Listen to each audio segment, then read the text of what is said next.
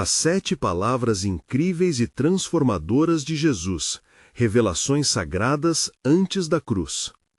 No 3º ano de Joaquim, quando o mundo parecia coberto pela angustiante escuridão de um destino inexorável, Jesus se encontrava no jardim do Getsêmani, um oásis ao pé do Monte das Oliveiras, um espaço sagrado que reverberava as orações dos fiéis. Sob a suave luz da lua, as folhas das oliveiras dançavam suavemente, testemunhando a profunda crise que se desenrolava naquele lugar. Jesus, a quem muitos haviam chamado de mestre, agora experimentava uma batalha interna avassaladora, um fardo que impregnava seus pensamentos e oprimia seu coração. Ao lado de seus discípulos mais próximos, Pedro, Tiago e João, ele buscou se afastar, em busca de um momento solene de comunhão com o Pai. A solidão do jardim ecoava seu clamor silencioso, enquanto as sombras da traição e do sofrimento se aproximavam. Em sua angústia profunda, ele se prostrou, implorando ao Pai: Pai, se é possível, passe de mim este cálice, contudo, não seja como eu quero, e sim como tu queres. Estas palavras ecoavam em seu coração, entrelaçadas com suas memórias de curas milagrosas e ensinamentos que haviam transformado vidas. Cada riso e cada lágrima compartilhados na jornada de ministério afluíram à sua mente, intensificando a incomensurável dor do que estava por vir. Os discípulos, apesar de instruídos a vigiar e orar, estavam aprisionados pelo sono, incapazes de compreender a realidade espiritual que pulsava ao seu redor. Despertem e orem, ele os exortou, mas suas pálpebras pesadas não cederam. Assim como a humanidade muitas vezes adormece em sua vigilância espiritual, assim também eles falharam em perceber o que estava em jogo. No Getsêmani, enquanto o céu escurecia, Jesus enfrentava a crescendo dualidade entre a entrega e a obediência. A pressão em sua alma era palpável, os sentimentos de desamparo brotavam à superfície. A dor que o aguardava era aterrorizante, mas, mesmo nos momentos mais sombrios, a esperança de redenção brilhava como um farol distante. Cada lágrima que escorria de sua testa era como o sangue que ele estava prestes a derramar por toda a humanidade. Antes de continuarmos com este incrível relato bíblico, quero ter certeza de que você não perca nenhuma dessas histórias poderosas das Escrituras. Clique no ícone do sino e selecione todas as notificações. Essas narrativas bíblicas transformaram incontáveis vidas ao longo da história. Se a palavra de Deus através desta história está te abençoando, por favor curta e compartilhe com alguém que precisa ouvir sobre a fidelidade de Deus hoje. Me conte nos comentários, qual história bíblica mais impactou sua jornada de fé? Sempre fico admirado como a palavra de Deus fala aos corações através das gerações. Agora, vamos continuar com o que o Senhor fez em seguida. À medida que a noite avançava, um profundo dilema espiritual emergia. O que acontece quando a vigilância de nossos corações se apaga? O peso da traição estava prestes a se revelar, e o beijo de Judas se aproximava, causando mais angústia ao coração de Jesus. No entanto, mesmo enquanto enfrentava o abismo da traição e da dor, ele mantinha os olhos fixos na promessa de restauração. Um novo amanhecer estava à porta, e assim como as folhas das oliveiras, sua missão estava entrelaçada em um amor que desafiava todo o entendimento humano. Enquanto os primeiros sinais da manhã se aproximavam, o coro da criação parecia aguardar em um silêncio reverencial. Jesus se levantou, agora com uma determinação inabalável, pronto para enfrentar o clímax de sua obra redentora. As sombras estavam se dissipando e a luz da esperança começava a brilhar através delas. A jornada estava apenas começando, levando cada um de nós a questionar como responderemos às profundas verdades que ele nos revelou em sua hora mais sombria. Enquanto os primeiros raios da manhã começavam a emergir do horizonte, as dobras da noite traziam consigo o pesado aroma da traição. Jesus, com o coração repleto de incertezas e a mente atormentada, sentiu a presença de algo inevitável se aproximar. Ele caminhou de volta até seus discípulos apenas para encontrá-los ainda em sono profundo, afastados do clamor da realidade que os cercava. Simão, dormes? Não pudeste vigiar 1 hora? Ele perguntou, a voz carregada de tristeza. Mesmo em sua agonia, a raiva não encontrou espaço, sendo substituída pela compaixão e compreensão do que estava prestes a acontecer. Vigiem e orem, para que não caiam em tentação. O espírito, na verdade, está pronto, mas a carne é fraca. Marcos 14, 37 a 38. Depois de um breve momento de alívio ao despertar seus amigos, Jesus se afastou novamente para o encontro solene com o Pai.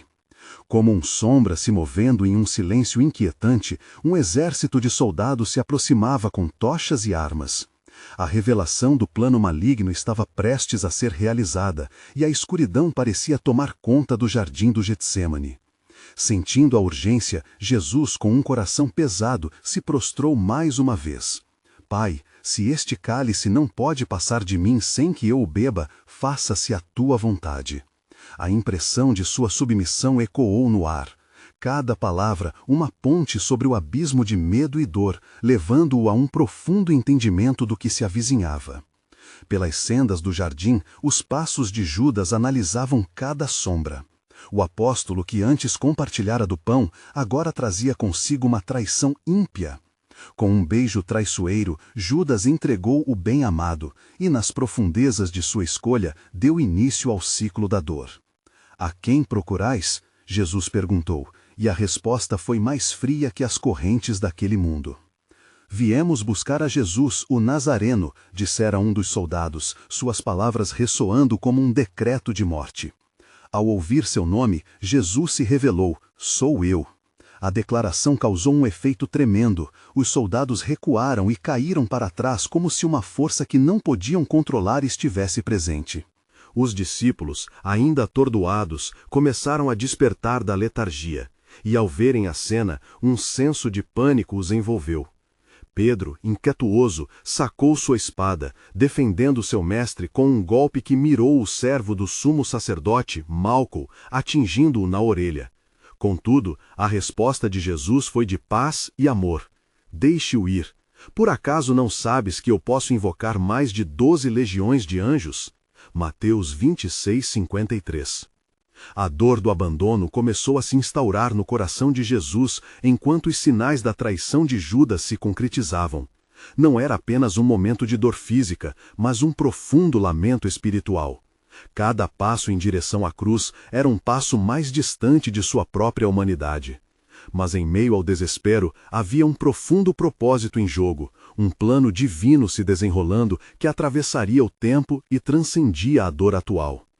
Eis que o Filho do Homem será entregue nas mãos de pecadores, Mateus 26, 45. Ele anunciou, sua voz forte na fé que sustentava suas palavras. A hora do sacrifício estava finalmente diante dele, e os céus em reverência observavam enquanto o plano eterno de Deus se aproximava de seu clímax. Enquanto as sombras se aprofundavam e os que estavam próximos começaram a dispersar-se, a declaração sagrada de Jesus começou a ecoar em todos os corações que ainda podiam ouvir. O sacrifício necessário para a redenção da humanidade estava prestes a ser concretizado, e a vitória sobre a morte e o pecado começava a tomar forma. Contudo, no íntimo e profundo mistério do coração de Deus, uma pergunta pairava no ar. Quantos compreenderiam a magnitude desse amor quando tudo estivesse consumado? A angústia no ar era palpável, uma nuvem densa que pairava sobre o jardim do Getsêmani. Os passos de Judas ressoavam como sepulturas, cada um levando à próxima fase de um plano inegável. Enquanto o traidor se afastava com os soldados, Jesus permaneceu, cercado por um espectro de solene tristeza e firmeza.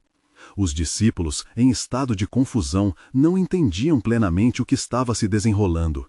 A presença de Jesus, outrora um farol de esperança e cura, agora era marcada por uma sombra. Temos que ir, disse Pedro, cuja bravura era ofuscada pela incerteza. Não podemos deixá-lo. Mas Jesus, compreendendo o peso da missão que o aguardava, olhou profundamente para Pedro e os demais. Que o caminho seja como está destinado, falou com uma firmeza inquietante. lembrai-vos das palavras que vos disse. Se o mundo vos odeia, sabei que primeiro me odiou a mim. João 15:18. Havia um peso nas palavras, um chamado a um entendimento maior do que estavam prestes a testemunhar. Os soldados e Judas se aproximaram, e o momento de confronto estava iminente. Em meio ao tumulto, Jesus buscou consolo no Pai mais uma vez. Este é o momento, Senhor, murmurou em seu íntimo, a batalha interna entre a divindade e a humanidade repercutindo em seu ser. Os discípulos, em estado de confusão, não entendiam plenamente o que estava se desenrolando. A presença de Jesus, outrora um farol de esperança e cura, agora era marcada por uma sombra. Temos que ir, disse Pedro, cuja bravura era ofuscada pela incerteza. Não podemos deixá-lo.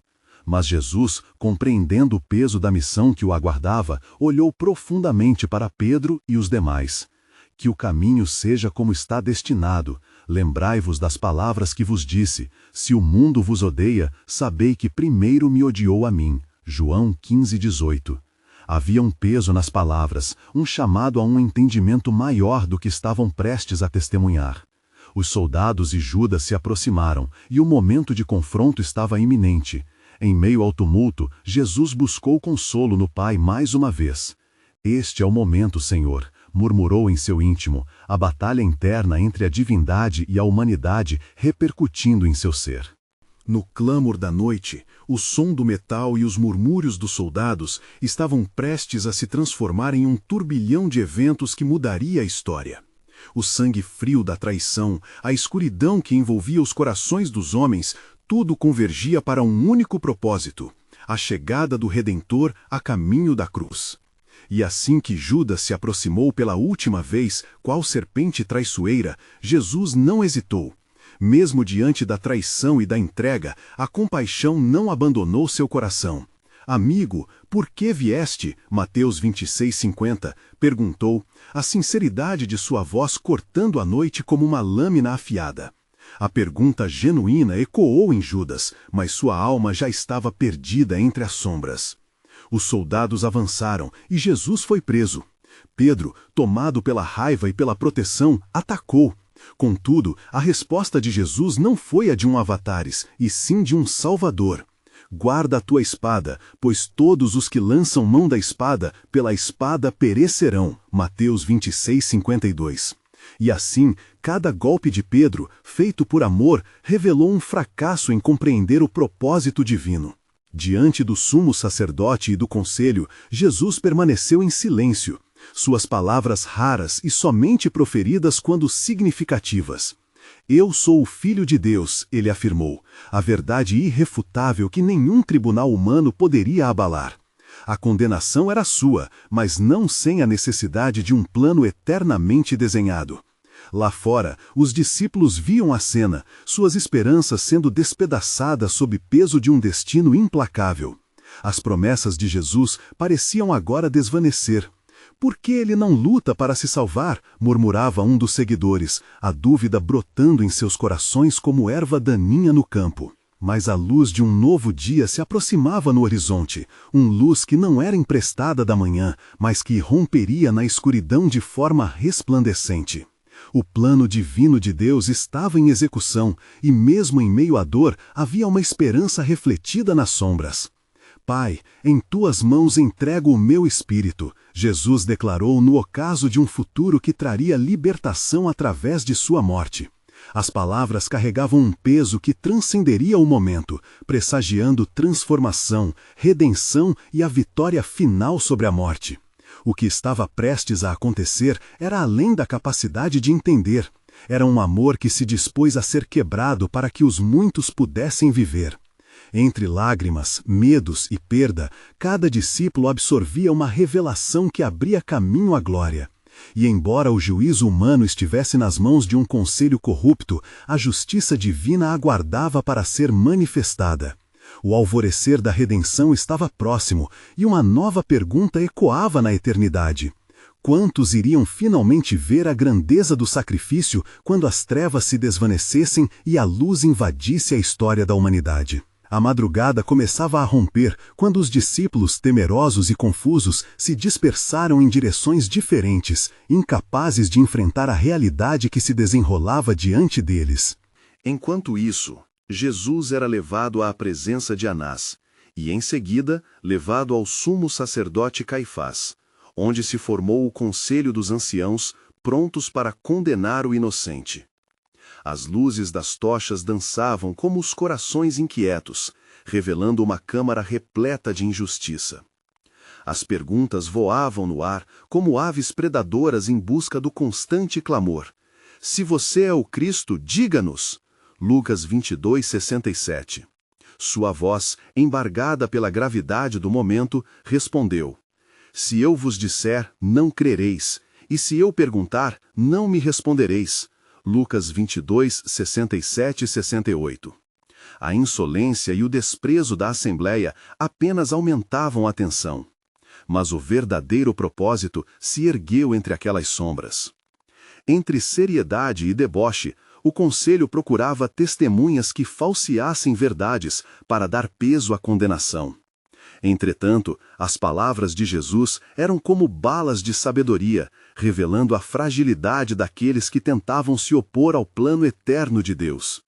Ele se mantinha firme, a cada provação, ele sussurrava a divina serenidade diante da turbulência. Enquanto isso, Pedro seguia à distância, seu coração dividido entre a lealdade e a autoconservação. Ele havia prometido jamais negá-lo, mas enquanto o calor das chamas iluminava seu rosto, a dúvida tomou conta de sua alma. A pressão da multidão era avassaladora, e as palavras de uma serva o alcançaram. Tu também és um deles. Lucas 22:56. A negação escapou de seus lábios como um espírito aprisionado, um ruído de dor num coração partido. 3 vezes ele se viu proclamando sua inocência, e em cada desconexão da verdade, Pedro se afastava mais de seu Senhor. Ao terceiro golpe, o galo cantou, ecoando a profecia que lhe fora dita. Antes que o galo cante, hoje me negarás 3 vezes. Lucas 22:34. A ferida brotou em seu coração, e suas lágrimas foram refletidas na noite escura, como estrelas perdidas. Dentro das paredes do julgamento, a oposição se tornava cada vez mais feroz. Caifás, em suas vestes cerimoniais, proferiu: Eu te conjuro pelo Deus vivo, que nos diga se tu és o Cristo, o Filho de Deus. E, em resposta, a verdade irrompeu com majestade e coragem. Tu o disseste, e eu vos digo que desde agora vereis o Filho do Homem assentado à direita do Todo-Poderoso e vindo sobre as nuvens do céu. Mateus 26:64. Essas palavras rasgaram a noite como um trovão que causa reverberações em almas ansiosas por liberdade. No entanto, a resposta do sumo sacerdote foi um clamor de ira e ofensa. O julgamento se tornava grotesco, a condenação inevitável. As mãos sujas da traição e do ódio tomavam o lugar da compaixão, e aqueles que deveriam reconhecer a luz tornavam-se cegos por suas próprias sombras. A vasta sala encheu-se de gritos e xingamentos. As promessas que um dia trouxeram esperança agora eram envolvidas em balas de desespero, enquanto as trevas se aproximavam. Era um cenário que clamava por redenção, onde cada coração humano, mesmo os falhos, ansiava por um ato de graça. Eis, assim como os sinos da iniquidade tocavam, o coração do Pai se movia nas alturas. Eis que o justo será entregue nas mãos dos injustos. Essa não era uma situação sem esperança. Algo maior estava prestes a ser revelado. Através da dor iminente, o plano soberano de Deus começava a desenhar um caminho que levaria à vitória sobre a morte. Enquanto a redenção não era mais um conceito distante, mas uma realidade que se aproximava. Então, uma nova pergunta pairava no ar. Estava Deus a trabalhar nas sombras, preparando um banquete de graça para aqueles que seriam chamados filhos? O clamor da Assembleia ecoava nas paredes sombrias, enquanto a multidão tornava-se um mar revolto de ódio e desprezo. Jesus estava no centro da tempestade, sua presença um farol de graça em meio à escuridão crassa.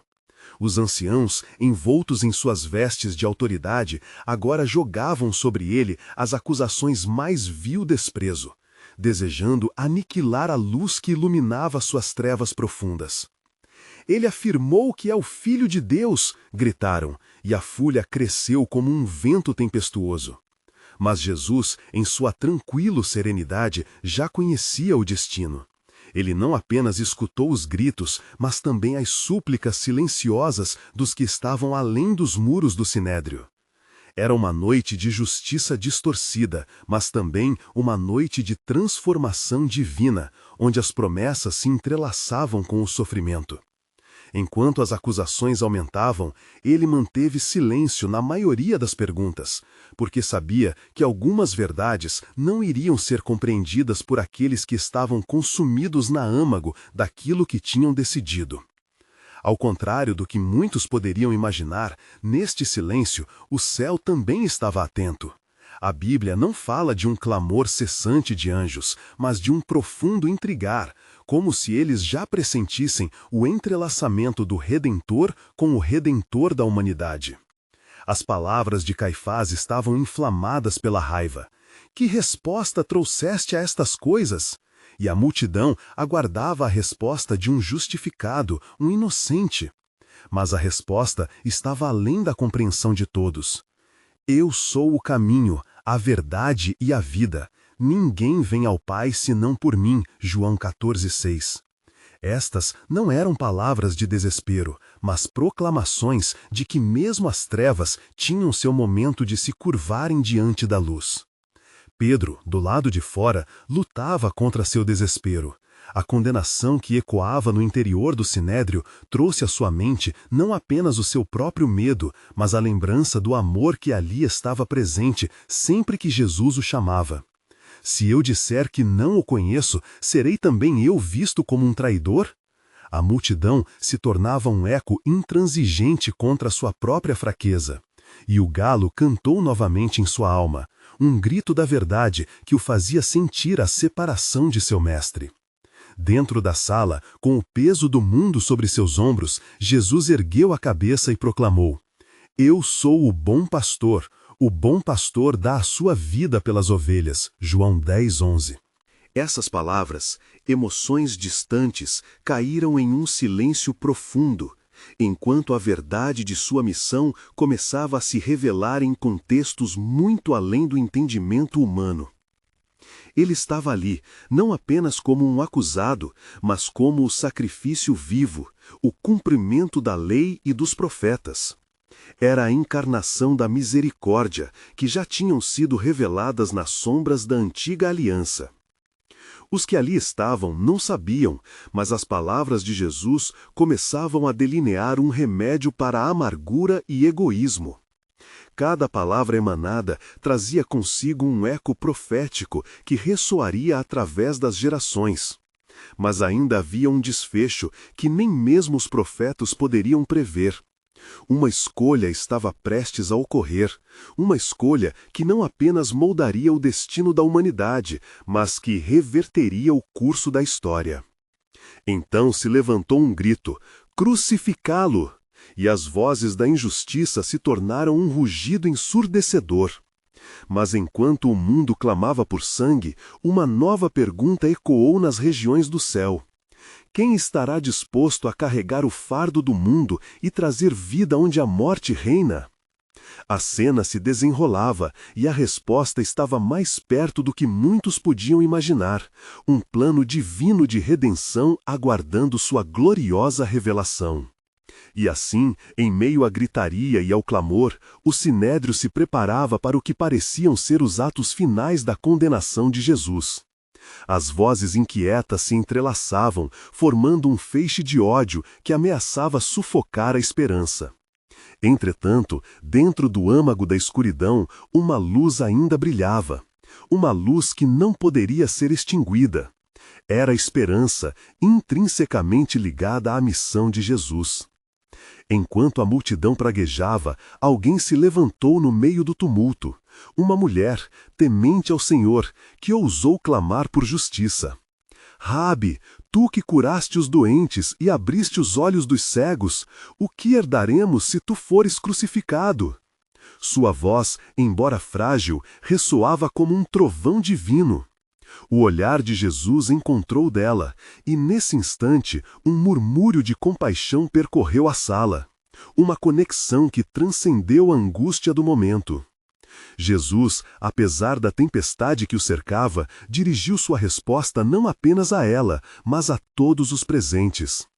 Não temeis, porquanto as lágrimas que caem se transformarão em alegria. As estações mudam, e o que aqui parece fim é apenas o começo do que foi predito. Salmo 35. As palavras de Jesus lançaram um choque sobre os presentes, como um raio iluminando um céu de tempestade. Muitos se calaram, ponderando sobre o que aquelas promessas significavam. Mas a fúria dos líderes religiosos não cedeu e continuaram a clamá-lo, trazendo à tona traços do passado em que Moisés havia promulgado a lei.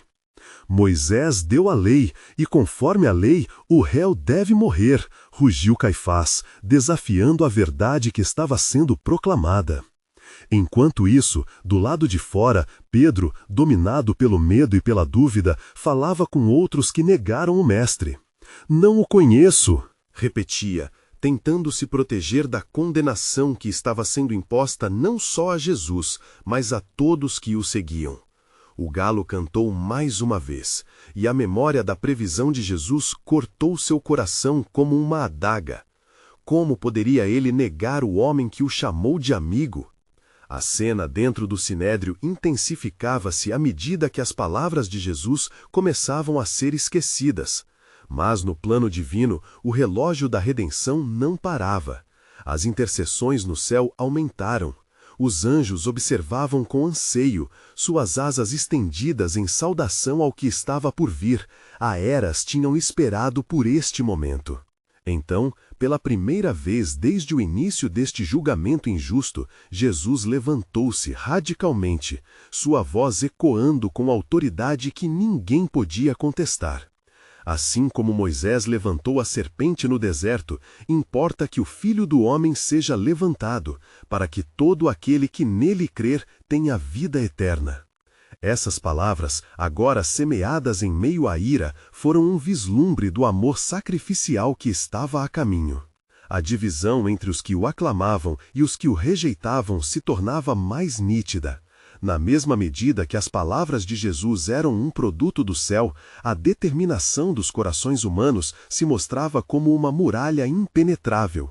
O murmúrio da multidão crescera para atingir um clamor sem precedentes: crucificá-lo! Crucificá-lo! E enquanto o destino de Jesus estava prestes a ser selado, uma nova pergunta ressoou nas regiões celestiais, uma indagação que trazia consigo um peso e uma expectativa infindos. Quem se levantará como testemunha da verdade quando a escuridão se apoderar do mundo? Quem irá se erguer entre eles como testemunha da esperança que ainda não se vê? Nesse ambiente de clamor, o plano soberano de Deus estava prestes a se desenrolar em um drama divino, onde a cruz se tornaria o troféu da vitória e não do fracasso. As sombras das injustiças estavam se preparando para abraçar a luz que nunca se apagaria. E, embora o clamor da multidão tivesse crescido em volume, uma atmosfera de silêncio pesado se instaurou quando a mão de Caifás se ergueu, ordenando a todos que calassem. Com um semblante determinado e olhos cheios de ira, ele se dirigiu a Jesus, com um perfil carregado pela incredulidade e pela urgência. Dize-nos, pois, se tu és o Cristo, o Filho de Deus? A pergunta, carregada de significados eternos, ecoou dentro do sinédrio, como um tambor retumbando na madrugada. Jesus, tranquilo em sua alma, respondeu com uma sabedoria que transcendeu os limites da compreensão humana. Eu o sou, e vereis o Filho do Homem sentado à direita do Poderoso e vindo sobre as nuvens do céu. Mateus 26:64. Suas palavras, como uma flecha lançada com exatidão, atingiram o coração dos sacerdotes e dos doutores da lei presentes, fazendo com que seus rostos se tornassem pálidos.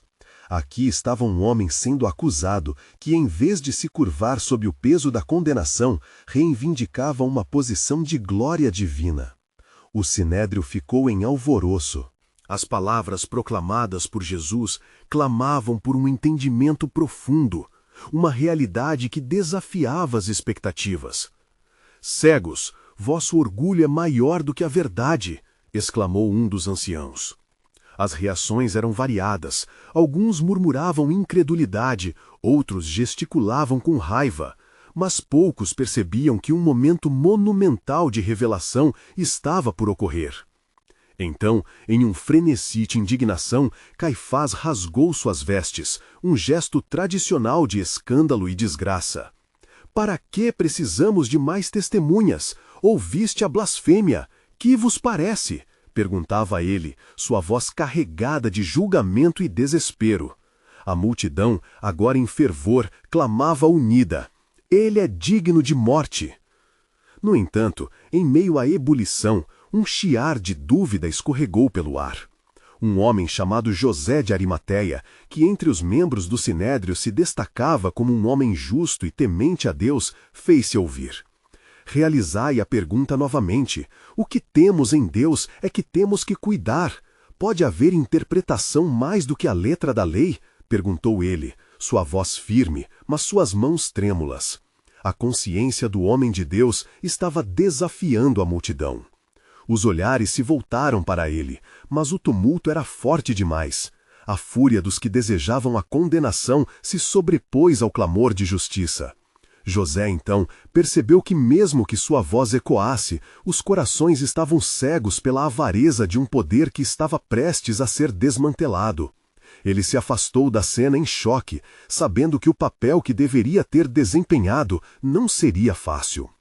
Enquanto tudo isso acontecia, Pedro, do lado de fora, continuava a sua luta interna. O olhar de Jesus parecia ressoar em sua mente, como um eco que não cessava. Porém, a impetuosidade o fazia negar, resistindo à dor da verdade. Seja dito, careço de proteção e não sou digno de ser associado a ele, ele repetia a si mesmo, seu coração contraído sob o peso da culpa. Dentro do sinédrio, as últimas lufadas de vida do julgamento se dissipavam. Uma decisão estava se formando, e o tempo de espera acabava. Naquele momento, uma nova indagação surgiu na eternidade, entrelaçando-se com a tensão terrestre.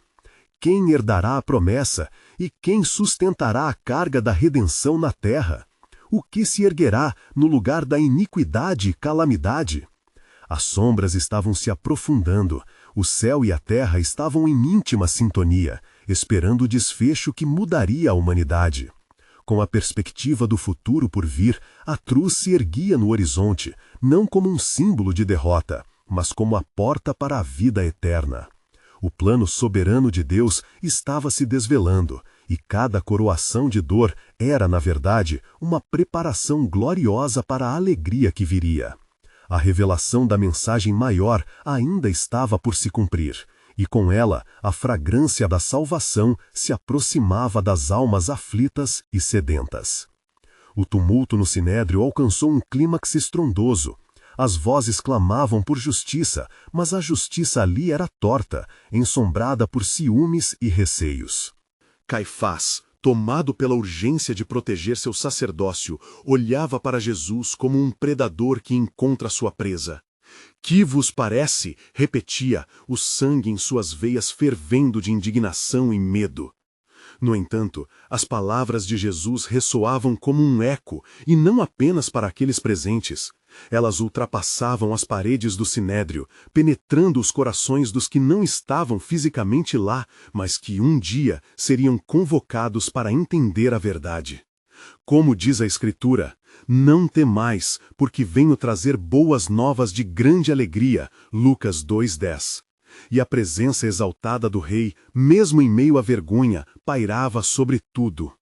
Na multidão, um sussurro preocupante começou a se propagar. Entre os presentes, certos homens começaram a questionar: Mas quem é essa testemunha que traz à luz a vergonha da iniquidade? A visão de Jesus, com seu olhar penetrante e sereno, provocava uma agitação inquietante nas almas que mesmo ali se faziam à sombra de suas convicções. Pedro, do lado de fora, sentiu a inquietude crescer dentro de si. O medo de ser associado ao seu Senhor intensificava a sua negação, como se um pavor tangível o envolvesse. Não o conheço, sou apenas um homem comum, ele proferiu a um grupo ao seu redor, sua voz tremendo, quase como um traidor em sua própria consciência. No entanto, cada palavra negadora lhe causava uma dor mais aguda que a anterior. Enquanto isso, dentro do sinédrio, Caifás propagava seu veredito. É digno de morte, proclamou com uma força artificial que se desmoronava sob o peso da verdade. Mas mesmo em meio ao clamor, as vozes gentis do Espírito Santo começaram a sussurrar na mente dos que duvidavam. E, em uma fração de tempo que pareceu uma eternidade, milhões de olhos se voltaram para um homem pequeno de cabelos grisalhos, que era Simeão, um profeta que já tinha vivido os últimos dias de sua vida em espera. Lucas o descreve como aquele que esperava a consolação de Israel, Lucas 2:25. Ele havia recebido uma revelação do Espírito Santo de que não veria a morte antes de ver o Cristo do Senhor. E com essa lembrança, ele sentiu a urgência empurrá-lo a se aproximar da cena. As ruínas emocionais do sinédrio agora colidiam com a certeza da revelação de Deus. Na escuridão, o plano divino estava sendo tecido, e a profecia de Isaías ressoava nas mentes dos justos. Ele foi desprezado e rejeitado pelos homens, um homem de dores e que sabe o que é padecer. Isaías 53:3. A cruz não era um sinal de bancada, mas um altar. Cada lágrima que escorria das bochechas da multidão ajudava a formar o cenário que Deus tinha preparado desde o princípio. Mas Caifás não estava sozinho. A multidão clamava.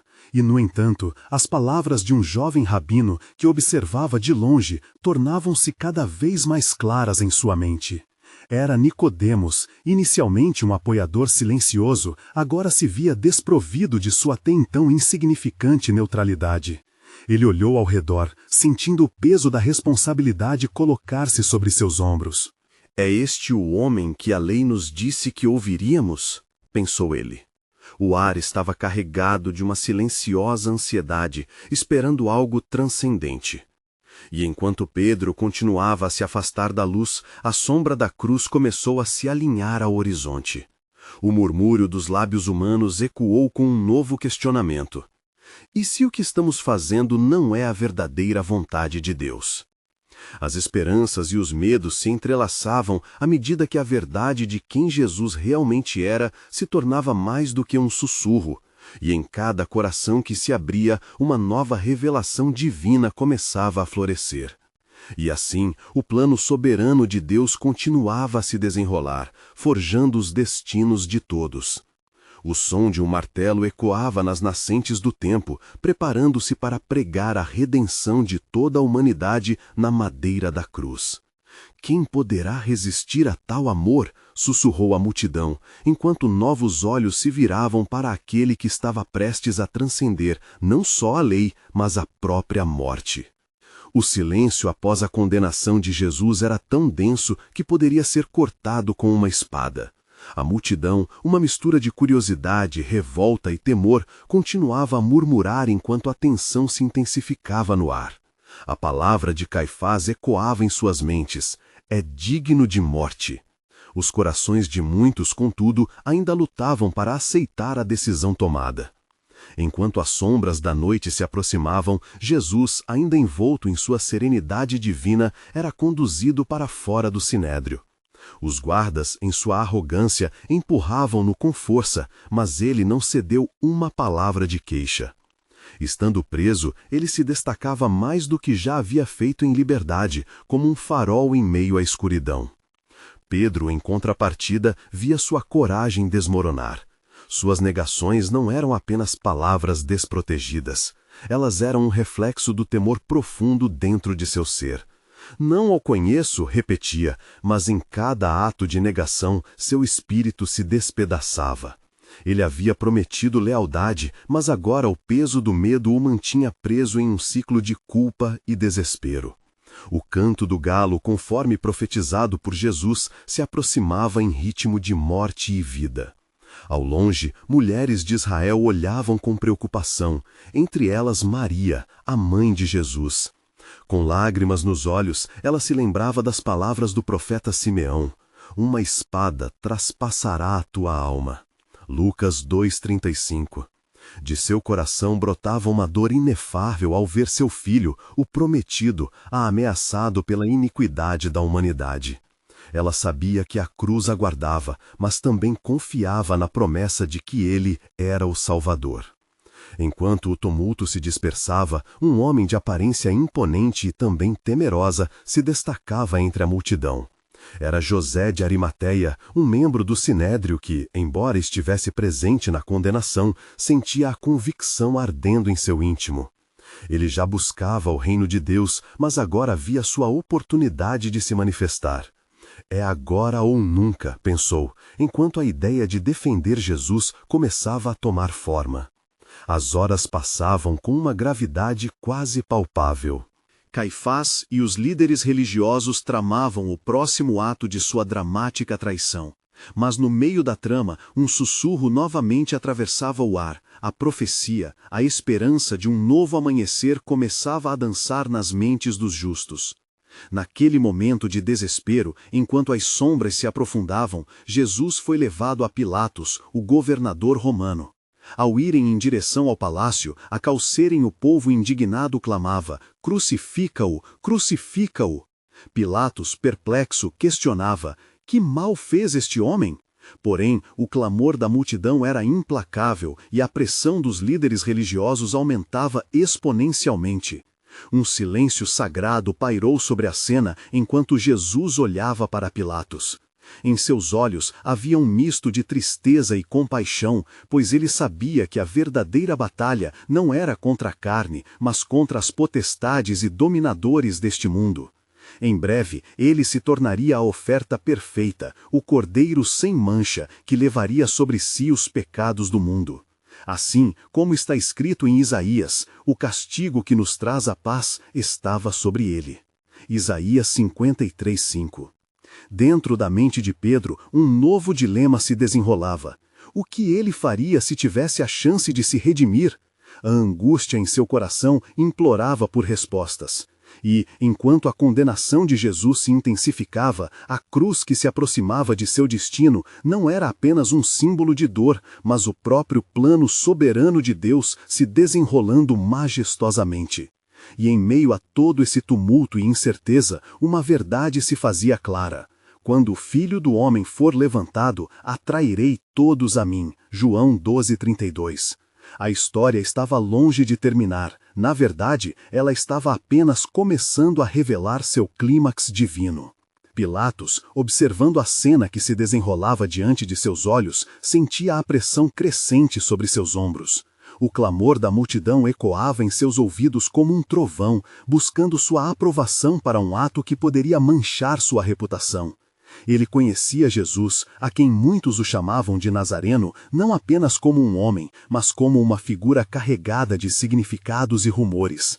As evidências da inocência de Jesus estavam ali, palpáveis e notórias, mas a voz do povo se ergueu com uma fúria incontrolável.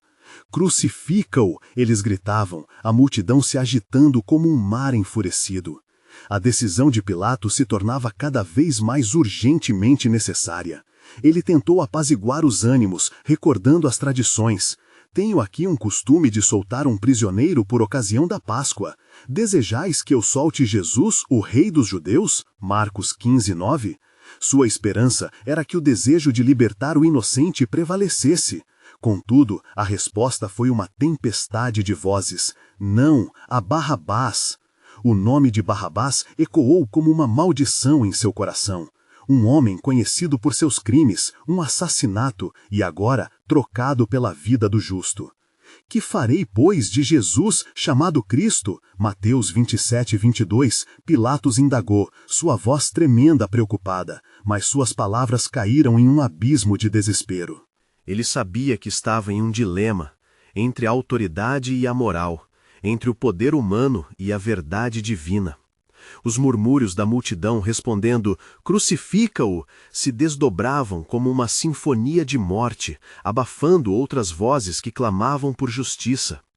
Entre os rostos, mulheres de lágrimas nos olhos, incluindo Maria, sua mãe, e Maria Madalena, que uma vez encontrara liberdade na palavra de Jesus, sentiam a dor daquela decisão tortuosa. Elas tinham assistido ao homem que curava e trazia esperança, agora se tornava o alvo do ódio humano. Dentro de si, Pilatos lutava com a crescente sensação de que o correto e o justo estavam sendo sacrificados em nome da conveniência política. Ele ofereceu um gesto simbólico, lavou suas mãos diante da multidão, proclamando que era inocente do sangue daquele justo. Isto é o que fareis, disse ele diante da vasta assembleia. A culpa é vossa. Mateus 27:24. Mas mesmo seu gesto não impediu que a multidão clamasse com fervor. O sangue dele caia sobre nós e sobre nossos filhos. Mateus 27:25. Enquanto Jesus era levado para ser açoitado, um silêncio pesado caiu sobre o lugar, como se a própria criação estivesse em agonia. Pilatos olhou para o homem que se dirigia com calma, consciente do plano celestial que estava sendo cumprido, enquanto a terra conspurcava sua inocência. A profecia estava se realizando de forma impressionante, mas invisível aos olhos mortalmente fixados na terra. No coração de Pedro, a angústia era feroz. As lembranças das declarações de Jesus começavam a emergir de sua memória como tempestades em um céu claro. Se alguém me negar diante dos homens, eu também o negarei diante de meu Pai que está nos céus. Mateus 10:33. O canto do galo agora reverberava não apenas como um aviso, mas como um lembrete aterrador de suas fraquezas. Ele desejava se levantar e ser fiel, mas o peso da traição implacável o mantinha em um estado de temor e confusão. Do lado de fora, o palácio de Pilatos se tornava uma cena de tortura e desprezo, enquanto Jesus era açoitado. As chibatadas ecoavam, cada golpe um eco de dor, e a impunidade de seus tormentos provocava a ira de Deus. As promessas que um dia trouxeram luz agora pareciam sufocadas sob a pesada sombra do pecado. Eu sou o bom pastor dá a sua vida pelas ovelhas. João 10:11 trazia um novo significado na dor que o cercava. Aqueles que deviam proteger a verdade se tornavam instrumentais da traição, cumprindo a profecia que permaneceria na eternidade. Enquanto a cena de dor se desenrolava, nas alturas, os céus observavam. Os anjos, sempre vigilantes nas realidades eternas, não podiam interferir. O desenrolar do plano divino estava além de seu entendimento. A cruz estava se aproximando, mas o propósito mais elevado era infindável. Um plano de redenção não apenas para um povo, mas para toda a humanidade, que esperavam ansiosamente ver a luz da salvação despontar sobre as trevas. Quem crerá em nossa mensagem? Deus, quem crê nele. Isaías 53:1. A pergunta ecoava através dos séculos, enquanto as promessas de Deus se cimentavam em cada gota de sangue que caía no solo. O clamor de redenção estava prestes a ganhar vida, mas ainda havia uma profundidade de dor a ser suportada. E enquanto os ecos da decisão da multidão continuavam a ressoar, uma nova pergunta surgia nos céus e no coração de toda a criação. Estaria algum coração disposto a receber o sacrifício quando a verdadeira luz da vida pulasse do sepulcro? O desfecho estava próximo, e a eternidade respirava profundamente, aguardando o glorioso amanhecer da salvação, prenunciando o plano soberano de Deus em toda a sua plenitude.